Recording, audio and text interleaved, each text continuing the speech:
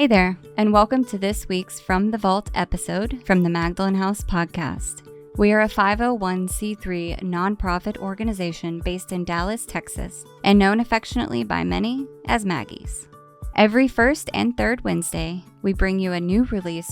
In our From the Vault episodes, we share past podcast releases from our 3 different podcast series, Recover Ed, Recovered Interviews with Alcoholics, and Hope for the Family. Our podcasts aim to connect, inspire, and educate alcoholics, loved ones, and the community to the Magdalen House and the services we offer. We're so glad you're here. Thanks for listening. I'm Marlena. I'm an alcoholic. I was asked to come here and speak on steps 4 through 9 for the month of September. So thank you all for having me. I'm really excited to be here. You know, I love getting to dive deep into the steps, especially 4 through 9, because there's so much action involved. And that was really like what needed to bridge that relationship with God for me, because I was doing the 1, 2, 3 shuffle for years, but to actually get into the action that cleared all the stuff that was blocking me off from God and like have that clear connection, that was absolutely vital for me to get connected and stay sober. So I'm really grateful that there is this series where we can really talk about it and go deep into it. So one of the areas that I wanted to start with and focus on today was resentment inventory. I don't know if y'all are anything like me, but when I got into the program, I had, just a few resentments.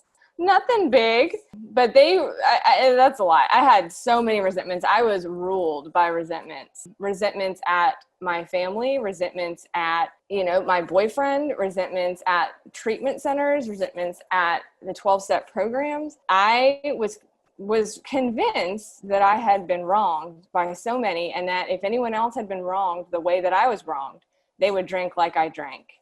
And I remember my very first, I'll say 4th step in quotations, because it wasn't really that, but I didn't have a lot of great direction at that time. I was 19 and it was the first attempt I'd ever had at getting sober. And my sponsor told me to write down all of my resentments on a piece of paper. And I thought she's going to tell me how justified I am in all of this stuff. And so I wrote them all down, and she didn't have me do a 3rd or 4th column, but I read my resentments to her. And then she told me how I was wrong. And I was just flat. I was just like, who is this woman? And I wouldn't hear any of it. And needless to say, I also didn't stay sober. But I found myself in a long-term treatment, many, many years later after I was 19. And got a chance to really understand what the big book tells us to do with the 4th step and with resentment inventory. And it means in that section about resentment inventory that we had to get down to causes and conditions, because liquor was but a symptom. And so what that tells me is that alcohol is not the problem, right? It's a problem, but it's not the problem. And then the paragraph below that talks about a business that needs to take a regular inventory. And if it doesn't, it usually goes broke. And so what that tells me is that I need to take a look at what's going on with Marlena in terms of spirituality, character defects, because if I am not constantly praying and looking for those things, the nature of my alcoholism is that they will crop up and they are insidious and they will work themselves out in various ways. And all of those ways block me off from God. And then I'm running on self-will, and that's never a good thing. So for resentment inventory, the way that I was taught to do it and the way that my sponsor has me do it now are very thorough. It can be a longer process, but the gifts that I get out of it are tremendous. So, there's that first column of who am I resentful at, or what, an institution. I remember, being, when I did my first real big 4th step in treatment, I was really resentful at the part in the book that said be quick to see where religious people are right. And I put that on my 4th column, or I put that in my resentment inventory. So, we can do it on a person, place, an institution, something like that. And then in that second column, why do we have it? What is the resentment? I have done it both ways, where in the second column, you're writing out every single resentment that you have at that one person, place, or principle. And now my sponsor, Chloe, has me do it in that it's one person, one resentment, a third and fourth column. And man, like that really like hits it with a 4x4 until like I am so super clear on 3 and 4 that like I don't know, it hits it home for me. So I'm glad that I get the opportunity to do it that way. But I probably won't spend too much time on columns 1 and 2, because I think that they're pretty self-explanatory, and I'll open it up for questions at the end if anyone has questions about that. But so column 3, right? This is where we're talking about how this resentment has affected my self-esteem, my pride, my ambition, my security, my personal relations, my sex relations, and my pocketbook. And again, so many different ways that I've seen that this inventory is completed in terms of a checklist, in terms of, going through and writing out, like there's like sort of a set dialogue, like self-esteem, I am blank, pride, others think I'm blank. And then there's also just kind of this, like, just answer the questions, like, how does it affect your self-esteem? How does it affect your pride? The one thing I will say actually I have a lot of things to say about third column, because for me, I've been sober a little more than 10 years. For me now, the third column is one of the biggest places of spiritual opportunity and spiritual growth for me. I have done so much resentment inventory over these past 10 years that I can pretty quickly skip right to the fourth column, know exactly where my mistakes are. And then, but if I stop there, I do myself a disservice. So I'm going to kind of skip over column 3 and come back to it, because for me, column 3 ties into column 4, and I need to go through column 4 to really make sense of that. So in column 4, we're talking about my mistakes, and lots of my sponsors have made it very, very clear that it is not it is not, I can't remember what people used to call it, because I'm so used to calling it my mistakes. But column 4 is what my mistakes are. And I need to be very, very clear that it is my mistakes, that this inventory is mine and not the other person's. It's called my part. My part. Yes, thank you. Yeah, that it is my mistakes, because if I'm looking at it from the point of view of my part, that implies that someone else has a part. And I, at this point in my life, have no business worrying about what someone else's part in this resentment is. Like, this resentment will kill me if I don't get clear of it, if I don't do the work around it. So I'm focusing on my mistakes. And the 4 sections in the fourth column are selfish, self-centered, dishonest, and afraid. Selfish, it was taught to me, is more like selfish thoughts. Self-centered are more selfish actions. And then dishonesty comes in 3 forms of omission, which is the lies that we don't tell others, or quote unquote white lies, right? Commission, which is a flat out lie. And then delusion, which is the lies that I tell myself. And then fear, pretty self-explanatory, the fears that I have in connection with this resentment. So I find that sometimes it is the most difficult to start with selfish, because, like those actions, those self-centered actions are pretty like clear and tangible, right? A self-centered action, like gossiping about other people, ways that we like just flat out cause them harm, lashing out at other people. I'm trying to think of a self-centeredness for like a principle. So the example I gave with be quick to see where religious people are right, that I was really resentful of that principle. The self-centered action around that is that this is my own personal example, and you get a little glimpse into Marlena's spiritual illness, but I went to a Jesuit college, and I would go around and during Lent, it was like a really big deal. It was a Jesuit college, and people would be like, Marlena, what did you give up for Lent? And I was like, I gave up Jesus for Lent. And just I was just real snarky and rude about religion for no particular reason. Like, religion had never caused me harm. I didn't grow up in a religious household. I just thought I was better than. And I was disrespectful in so many ways. And so, when I got into the program and I saw that, like, be quick to see where religious people are right, I just scoffed for absolutely no reason at all. Was assumed that more often than not, religious people were wrong. And I didn't know why that had a place in this program. Was absolutely wrong about that. But that's an example of like a self-centered action around resentment at a principle. The selfishness in that, I mean, I think I've already kind of stated them, just in that, like, I know better than religious people because I'm educated, right? Like, that's a pretty selfish, not to mention delusional thought. Sometimes, like, we're double winners in that category of my mistakes. Like, it hits selfishness and it hits delusion, or it hits fear.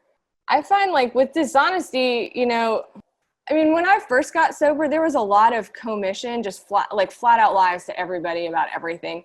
Marlena, what did you have for lunch? Peanut butter and jelly. And I had tuna fish, like, for no reason.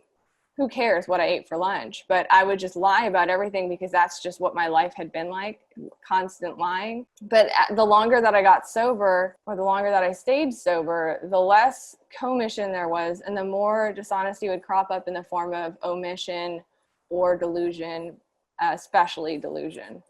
Like, Marlena, did you make it to that meeting last night?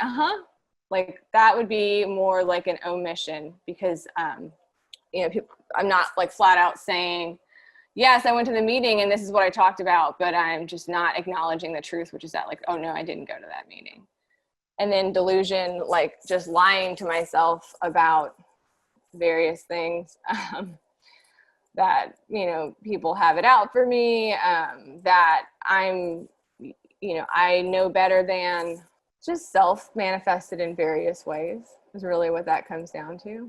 And then fear, of course, that's a little, I find that to be pretty self-explanatory, in that I was pretty clear on, like, what kind of fear this resentment caused me. And I would take that fear and carry it forward into the fear inventory.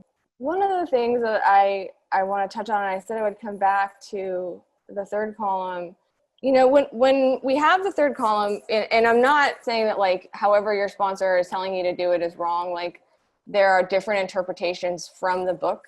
And so as long as those interpretations are from the book, follow what your sponsor says. This is just my experience. But if you have that section in column 3 and you've been instructed to, like, go through and do a checklist, right? Then, like, that's a starting process for this program, right? Like, we are now, like, learning how to live life on a completely different basis than what we've been used to.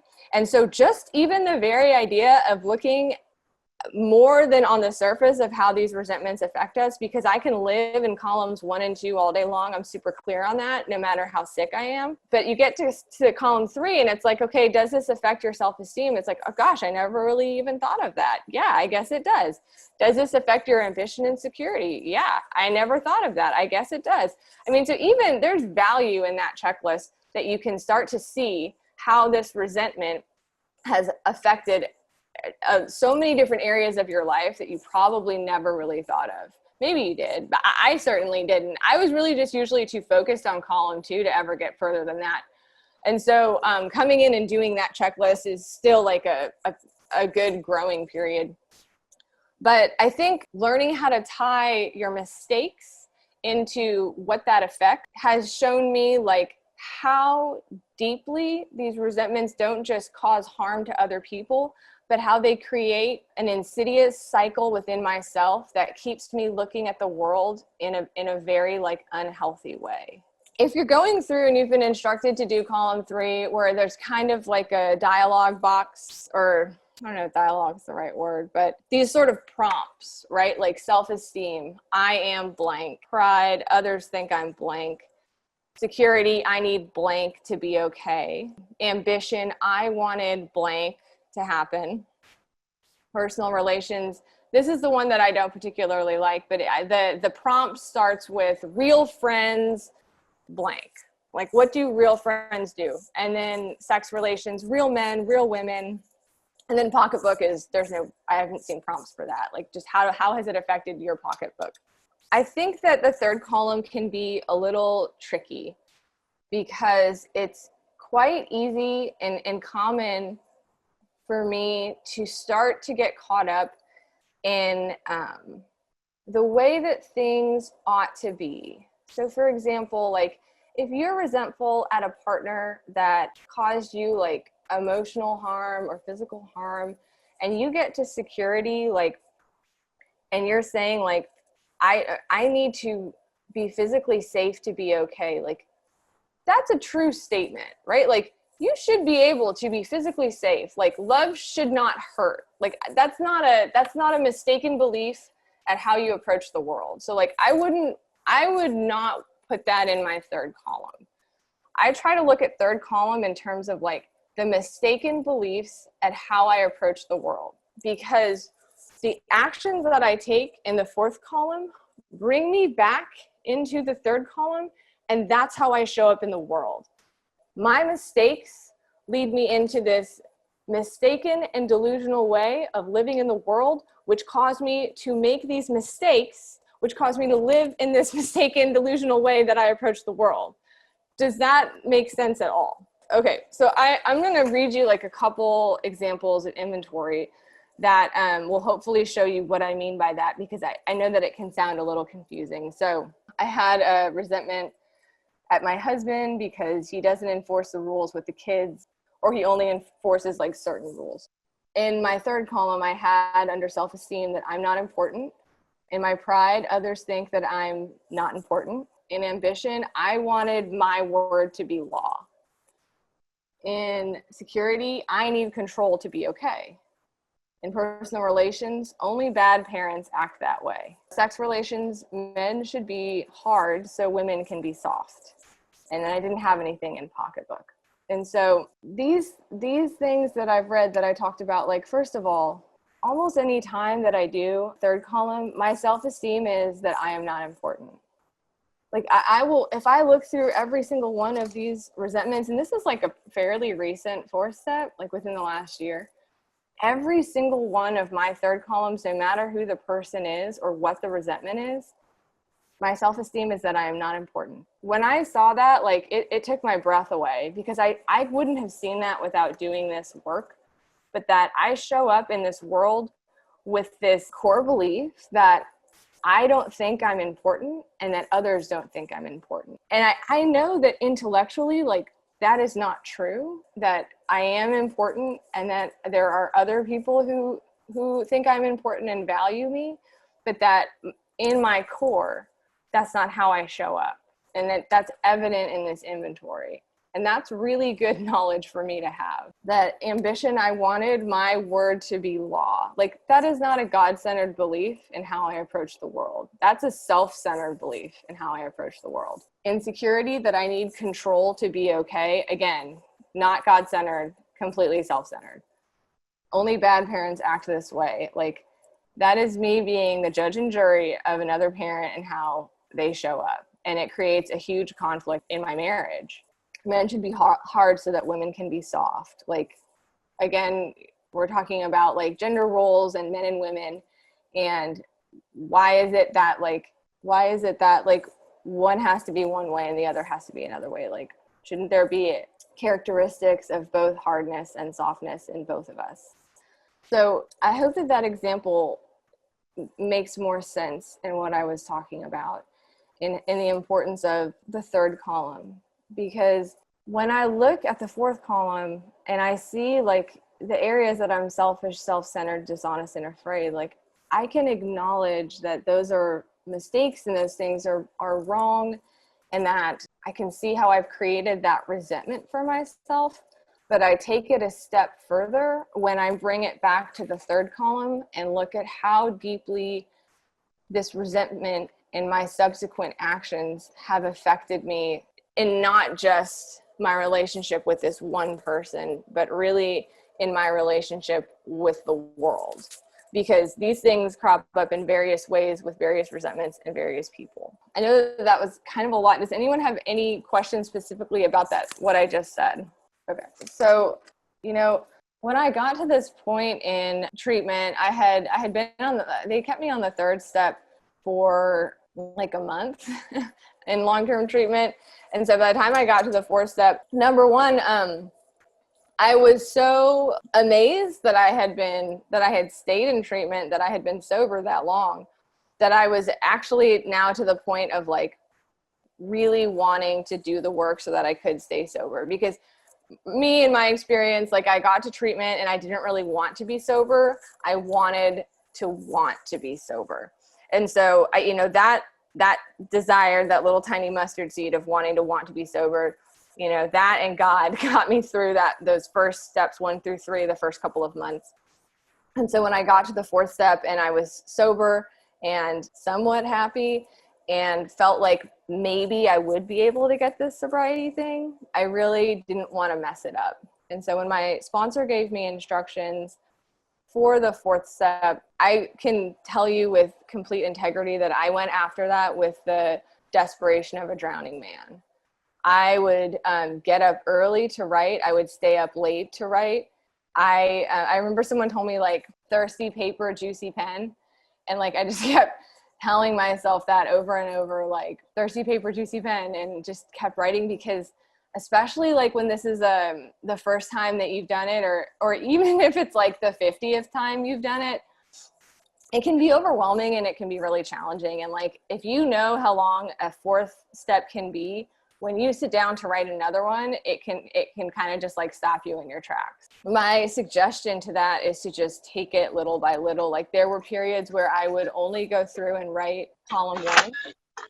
And then there were periods where I would only go through and write column 2, or I would just sit down and like for those really big resentments, like at an ex-boyfriend or at a parent, I would try to just sit down with that one piece of inventory and just focus on that and like take breaks as needed. But I was absolutely terrified that like if I didn't do this work perfectly, that I wouldn't get to stay sober.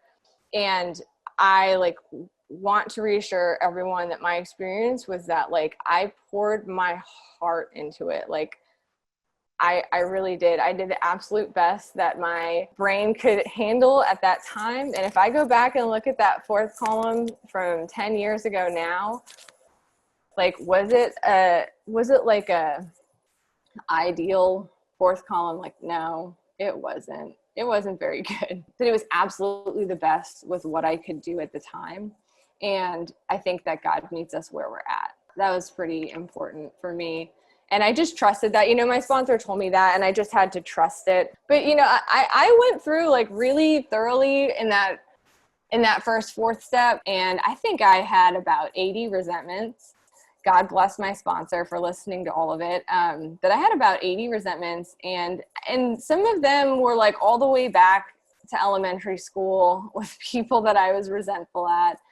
And, I hear like different things about it, like that doesn't need to be on there or that should be on there. But for me, like at the time, I just wanted to get everything out because I really wanted to be clear. So I put everything on that resentment inventory. Did it end up like really, was there a lot in the fourth or the third column for that? Like elementary school, like somebody pinched me and I was embarrassed. Not much, but I got it out there and I left it with God and my sponsor, and it was an experience that I needed. So I had a lot of things on there. The other thing with resentment inventory is that, quite often when we get to this like point in our lives after struggling with alcoholism, there is at some point an experience that we've had with either being like physically abused, sexually abused, mentally abused, any just different type of abuse. And that can be a really scary thing for someone to look at and say, man, I'm really resentful of this person who abused me. And how am I supposed to write my mistakes on that? And again, like, this is just my experience. Talk about this with your sponsor. But my experience is that like your mistakes aren't with that. You didn't make mistakes if somebody abused you. And so that's not what we're looking at in the fourth column when it comes to the instance of being abused. Like, what we're looking at is more along the lines of like how I have shown up as a result of that resentment in life, right? And so I don't have an example personally that I can share in terms of physical or sexual abuse, but the example that I do have for resentment inventory has to do with my brother who died. We were in high school. He was my stepbrother. So we were in the same grade and at different schools, and senior year, he was drinking and driving, and he got into a car accident and he died. I didn't drink with him. I wasn't at the house when that night that it happened. I didn't have anything to do with his death in any way that I could have prevented it or that I was complicit in it. But that his death changed my family forever, of course. And now as a parent, I completely understand why. But at the time, I was just mad about it. Like, I wasn't mad that he died. I was just mad that everything changed. You know, my relationship with my parents changed. The relationship with the community was different. Everyone kind of looked at us differently. And it just affected so many different areas of my life. And so when I sat down to write that resentment inventory, like, I really didn't know what to put in the fourth column. I couldn't really think of any mistakes in that area or in that example. I was a pretty good kid, and I just didn't know how I had made a mistake with this. And so, you know, my sponsor and other members of the program helped me to understand that what I'm looking at is how I've shown up as a result of that resentment. And how I showed up as a result of that resentment is that I approached the world with the belief that God wouldn't take two kids from the same family, which is of course not true. And I lived life completely recklessly because it was after my brother died, after I went to college and I was out of my parents' house, that my alcoholism really became apparent and a huge problem. And I justified that by saying, well, I'm in pain over my brother's death, so I should get to drink about it, right? That's how I showed up as a result of that resentment. God wouldn't take two kids from the same family, so I can live and act as recklessly as I want, and I'll be safe. I was completely selfish and delusional about the pain and fear that I was causing my family. They had already lost one child to drinking, even though my brother wasn't an alcoholic, but it was still just a tragic accident that was related to alcohol. For years, I put them through so many sleepless nights, so much pain and worry and fear because they knew that their daughter was alcoholic and exposing herself to completely dangerous situations, drinking and driving regularly, and there was nothing they could do about it. You know, that's how I showed up as a result of that resentment. And when I got to take a look at that and see that, you know, I am so grateful that somebody pointed me in that direction because I would have never seen it. And so, you know, if you are writing your fourth column, or if you are guiding other women and sponsoring them on how to write their fourth column, and you get the example or a situation like that with my brother, or where there's any type of abuse, like typically what I do is I don't have them fill in that, definitely not that fourth column. And I talk about it in the fifth step and we go over it. I mean, I will give the instruction of like, how have you shown up as a result of that resentment? But sometimes those instances can be so painful and so personal that just even the idea of trying to understand, like, how have I shown up as a result of this resentment is just a lot to grasp. So that's something that I will like go over on the fifth step and talk about one-on-one, because each situation can be so different and so personal. And if I had a personal example that I could share with you about the abuse, I would. I don't. And I obviously am not going to share someone else's. So I hope that the example that I gave with my brother makes sense, showing up as a result of our resentment. So I'm just trying to think if there's anything that I wanted to say about resentments that I'm missing. Otherwise, I'll just move on. Or if anyone has any questions so far. Oh, yeah. Okay, so this section on page 66, when it's teaching us about resentment inventory, it's one of my like absolute favorites. So it says, if we were to live, we had to be free of anger. The grouch and the brainstorm were not for us. They may be the dubious luxury of normal men, but for the alcoholic, these things are poison. So I was super blessed to study this book line by line like it is a textbook, and to really go in depth with the words and what they meant. And so you guys are about to find out how much of an AA nerd I am. When this book was written in 1939, right? I think 1939. I got to study this book using a dictionary that was from 1934, and it was the edition that most likely was used when Bill W. was writing this book. We would look up different words like dubious. What does that mean? It means doubtful. We would look up words like brainstorm, right? What is the thing that like most people think of when they hear the word brainstorm, right? I think of overthinking things, right? Like, oh, as an alcoholic, I can't overthink things. If you look up the word brainstorm in this 1939 dictionary, the definition is 100% different than overthinking. It is a violent, transient mental derangement manifested in a maniacal outburst. That changes things a lot, right? Like this book, when it was written, is not talking about being grumpy and overthinking things is not for us. It's talking about a violent, transient mental derangement manifested in a maniacal outburst.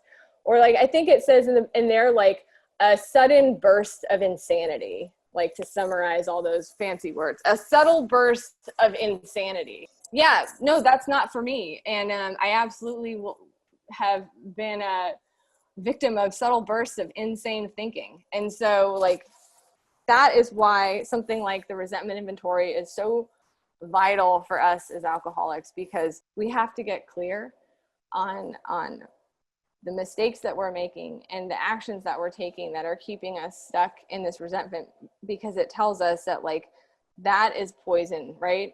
That is poison that will lead me back to a drink, and with us, to drink is to die. So that is a great example of like studying this book and really reading the words, understanding what they're saying, can bring so much light into like what the intention of this book was and how important it is to follow it. Other thing that I wanted to talk about with resentment inventory is that, you know, we're not all like, I certainly wasn't a spiritual giant. And, you know, when I first wrote a fourth column, and I mean, I'm not a spiritual giant now. Like sometimes I still get stuck in those columns 1 and 2, and I just want to live in it because it feels good temporarily. But I love that they included the sick man prayer in this section, because that is, I mean, I say that so many times a day throughout the day as a good reminder to be like loving and tolerant towards others. But the sick man prayer, so this is what I was taught, is that like when you get through columns 1, 2, and 3, and you're faced with looking at your mistakes, sometimes it is really hard to get past like all of the harms that someone else, or like the perceived slights that someone else has done to you. And so when that happens, we are using the sick man prayer to bridge us from 3 to 4. When a person offended, we said to ourselves, this is a sick man. How can I be helpful to him? God save me from being angry, thy will be done. And I remember my sponsor drew like a little bridge from her 3rd column to her 4th column for me to see and remind me that as I'm going through and writing this inventory, if I am stuck on the fact that this person is sick and messed up and did some twisted things, this is going to help carry me over and get into that space that I need to be in to look at my mistakes. Because again, like I don't want to drink poison and hope the other person will die. Like I want to get clear on what's blocking me off from God, what's causing me to relive this anger over and over and over again, and to be stuck in that feeling of anger and resentment. I don't think it's in this book, but I know I've heard so many times like resentment means to refeel. The French word for resentment means to refeel. And that was exactly what these resentments were like for me. I would think about the situation and I would feel that anger over and over and over again. And I would live in that anger constantly. And, you know, that's not a way to live when you're trying to live life on God's terms. So yeah, I guess that is all that I have on resentments. And I can move on to some of the fears, unless anyone has any questions about 4th column. Okay. So it talks about fear being an evil and corroding thread, right? I mean, what can I say? Like that was absolutely the case for me. I think I was born with fear as like my primary trait. I was just a fearful kid. I was a fearful adult. It affected every area of my life. And so coming in and doing this inventory work, and people are wanting me to take a look at my fear and how it's affected my life, I was kind of like, well, yeah, like, of course it has. Like, this is not going to be monumental work for me. I really, really love the section in this book on fear inventory. Fear inventory is another piece of inventory that I have seen done so many different ways. But, when I was studying this book and taking it line by line, like, to me, my understanding is that there are 4 simple instructions on the fear inventory and what to do with it. And so on page 68, it says that we reviewed our fears thoroughly. And in the first instruction, we put them on paper, even though we had no resentment in connection with them. So yeah, like, you can absolutely take some fears that cropped up for you on your resentment inventory in the fear section, and you can put them into the fear inventory. But sometimes there are fears that we have that just have absolutely nothing to do with the resentment. And this is the place for those as well. So the second instruction comes immediately after that. We asked ourselves why we had them. Wasn't it because self-reliance failed us?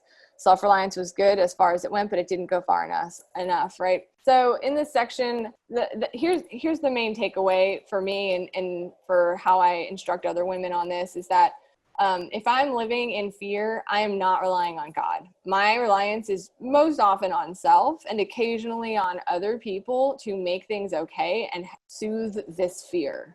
And what this book is telling us is that, like, that's not going to work for us. So there you have the first 2 instructions, right? Like, what is my fear? Why do I have it? Isn't it because self-reliance failed me? Yes, self-reliance did fail me. All right. So then if you move forward into the next paragraph, it says, we trust infinite God rather than our finite selves.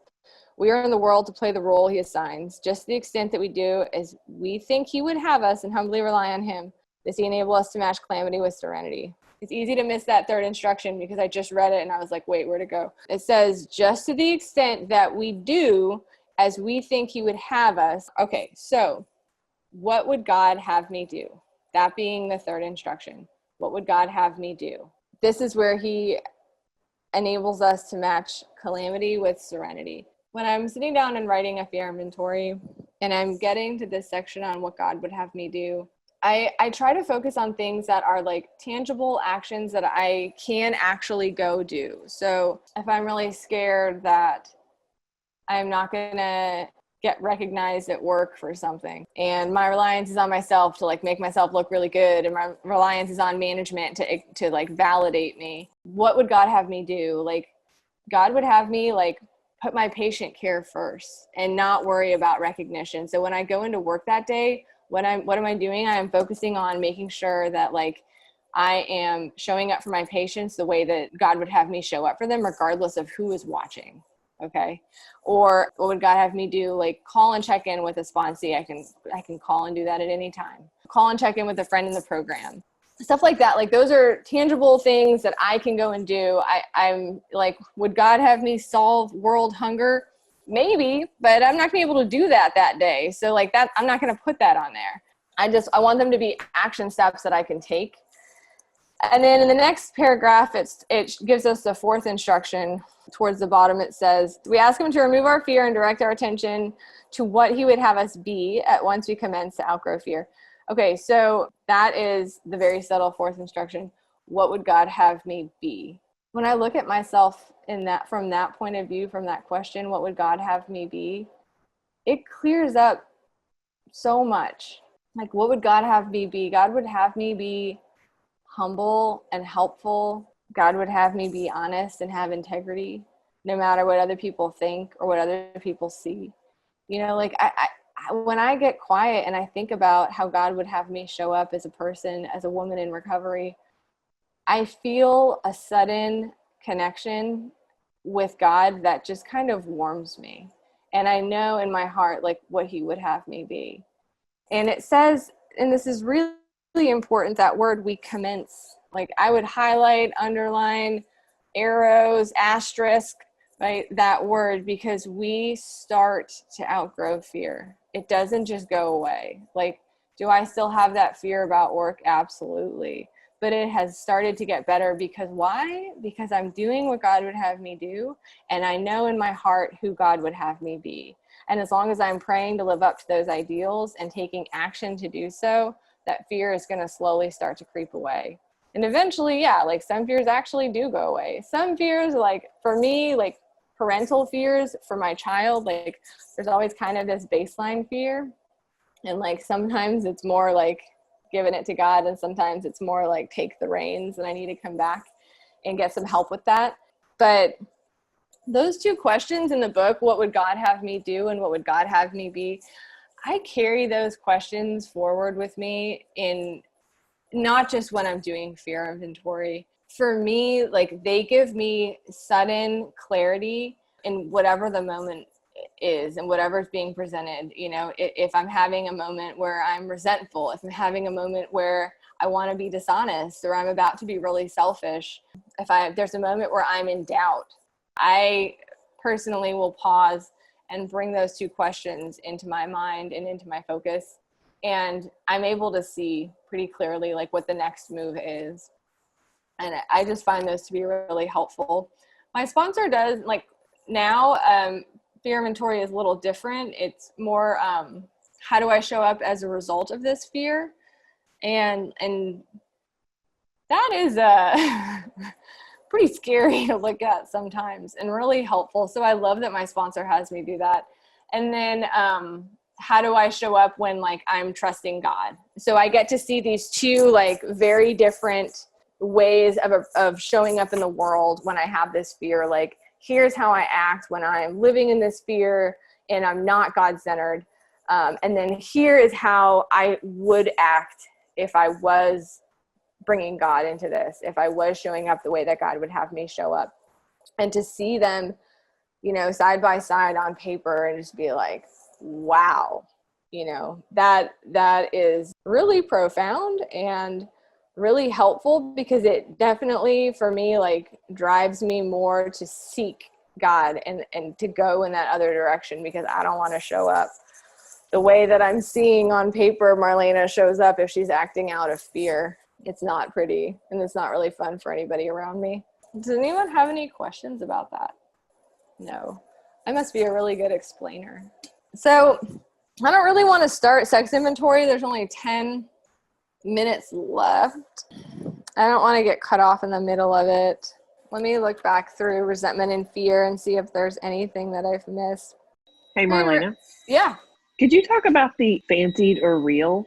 Okay. Meaning, in that state, the wrongdoing of others, fancied or real, had the power to kill us? Mm-hmm. Yeah. To kill? Yes. Do you mind? It's on page 66. We began to see that the world and its people really dominated us. In that state, the wrongdoing of others, fancied or real, had the power to actually kill. How could we escape? We saw that these resentments must be mastered, but how? We could not wish them away any more than alcohol. Okay, so let me know if I don't answer your question correctly, but so the wrongdoing of others, fancied or real, like what that means is either like people did truly cause us harm. Like, so again, in the case of an abuser, like that was like real wrongdoing. Like nobody should be abused in any way. That is a real wrongdoing. However, like if I am stuck in that and don't take a look at how I've showed up as a result of this, like that is going to keep me sick. And then also, so the wrongdoings fancied, that refers more to like, again, like those perceived slights. Like there were resentments that I had at other people that like, I don't really know if they actually did those things. I just perceived them as harms being done to me personally that I was resentful about. And so I think it's just referencing like, hey, whether or not like your second column is like real stuff or like stuff that you have perceived as real, is not the focus of it. The focus of it is that we need to get past that into 3 and 4 and take a look at like what is blocking us off, where are our mistakes, where did we cause harm, and how has it affected us. Taking a look at that and getting clear on it is what's going to allow us to get past that, because it's saying like if we live in this resentment, if we don't get past it, like it has the same power that alcohol does to kill us. Essentially because it will lead us back to a drink. Does that answer your question? It does, especially when when you're working with someone and you're trying to show them the difference, and fancy meaning something that they really do believe, and you can see that it's not real, but how do you show them, other than just saying we don't talk about the details, that it's not real? So if you have a sponsee and their second column is fancied, is that what you're talking about? Like there's aspects of it that are fancied. Okay. How do you help them to see that it's not real? I think focusing on the fourth column is what will help somebody get to that point. And sometimes allowing someone to it's basically like leading them to water, right? Like that metaphor of like leading a horse to water, right? Like we're taking them through, they've done their third column, we're in their fourth column, they're looking at their mistakes. How have they showed up as a result of this resentment? Sometimes making sure that fourth column is super solid and like really thorough, that is going to give them a great launching pad for starting to see like maybe some of those things in column 2 were fancied. But I think ultimately, like, whether 2 is fancied or real isn't really the point. And like whether we can see that isn't really the point. Like what we really need to make sure anyone sees, ourselves or our sponsees, is that we have made mistakes in this fourth column, and like the way that we acted out and showed up as a result of this resentment has affected me, has affected you, like that other person, whoever else is involved. And like that's really where we need to live and like walk away from that fourth column. And then when they go home and after a fifth step, take that hour, look at the character defects, and like go on to 6 and 7. I mean, I think that is also another area of opportunity where like we have that opportunity to seek God and get some clarity around what might be fancied or real. And maybe like God gives us clarity in that moment, and maybe it takes 10 years, but making sure that fourth column is super solid is definitely where I would focus on. Marlena, you had used the word earlier, delusional, and was that your definition of fancied? I was curious about that when you were talking about that, because I'd never heard it from that angle, and yet it made perfect sense when you said it. Is that, I know I came in with a lot of delusional ideas that someone had done me wrong when I began to look at it on paper and began to look at my part where I could see how I set that sucker up. So was that your definition of fancy, was delusional? Not necessarily a definition. I mean, I think fancied is a form of delusion, right? Like we can live in, because how it's referencing the wrongdoing of others, fancied or real, like that's referencing the second column, because that's where we're focusing on what others did wrong. It's like the only time we're going to talk about that. And so it's saying like that's where it's fancied. So there can be some delusions in the second column. But when I talk about delusion and what I was talking about earlier, that's more from the point of view of the fourth column, especially in dishonesty, because, usually like it's pretty apparent when I've said a lie or told a white lie or omitted the truth. But for me to see how I'm lying, I would say the definition of delusion is the lie that I tell myself. That's the definition of delusion that I would say, because I'm a really good liar, especially to myself. And I need to get like clarity around that and see that delusion, because those will keep me not well. Any other questions? Okay, cool. I don't know if there's any particular way that you guys usually close the meeting. So if anyone wants to guide me on that, or if we just kind of sign off. We usually read the bottom of page 164. Great. Let's do that. So on 164, is that the very last paragraph, abandon? Right before that, our book is meant to be suggestive only. Okay.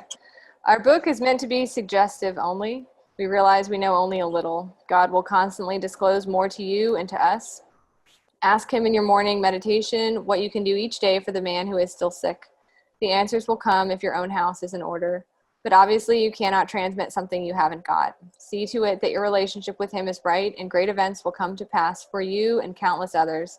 This is the great fact for us. Abandon yourself to God as you understand God. Admit your faults to him and to your fellows. Clear away the wreckage of your past. Give freely of what you find and join us. We shall be with you in the fellowship of the Spirit, and you will surely meet some of us as you trudge the road of happy destiny. May God bless you and keep you until then. We hope you've enjoyed this From the Vault re-release of the Magdalen House podcast. Tune in every first and third Wednesday for a new release from one of our 3 podcast series. To learn more about the Magdalen House and the services we offer, visit magdalenhouse.org or follow us on your favorite social media channels by searching for the Magdalen House.